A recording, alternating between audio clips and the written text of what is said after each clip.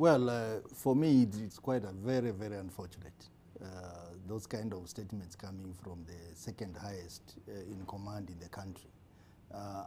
My simple advice to Kenya Kwanza administration is that let them settle down, avoid all these excitements, all these bravados, and sit down and constitute a government.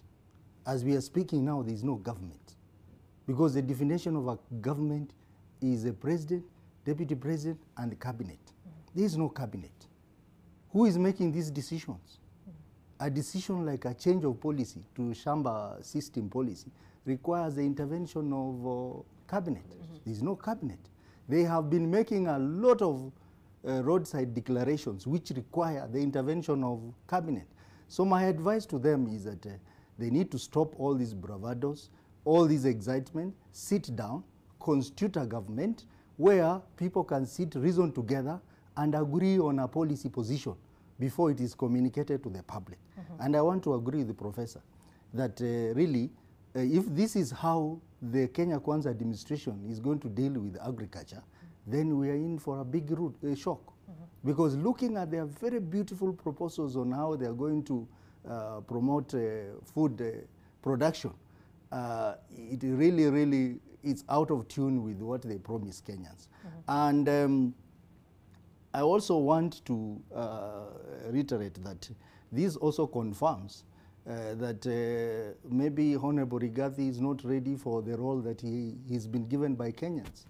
Because really, you cannot make that kind of statement without consulting the relevant institution. We have seen Kalua. Kalua belongs to Kenya Kwanza coalition, having an alternative view. I saw a tweet from my colleague, senator, neighboring county, Boni Khalware, disagreeing with Rigathi's position on Shamba system. So really, we want to tell the Kenya Kwanza administration, please avoid all these bravados, all this excitement, and sit down, constitute a government. Because you do not have a government as we speak now. We only have two individuals, the president and the deputy. And they are making huge declarations without intervention of parliament. You saw the other day, they made a declaration about the port of Mombasa, and nothing has happened. Because it was made prematurely without intervention by relevant organization, including KPA itself. You have seen the fertilizer crisis mess that they have put us in. To the extent of spending money. Who approved that money? Was there a parliament to approve that money? There was no parliament. Okay. Yes, they have a chance to get money, emergency funds, as provided in the constitution.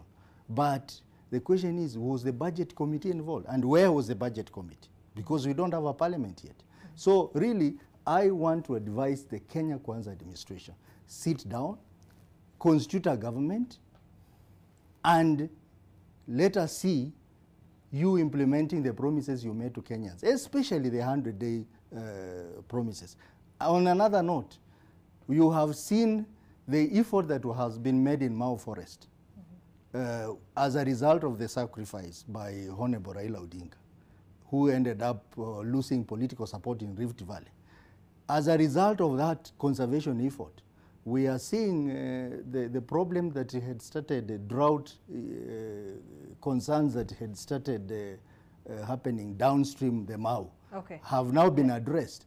So all those gains, the Kenya Kwanza administration, they want to retard all those gains and take us back to where we had started. Well, so it's quite unfortunate that this government is out of tune with the reality, out of tune with the international convention, and out of tune with what it needs to do as far as its implementation of its own manifesto is concerned. Let's hear from Edwin. Even with that, you know,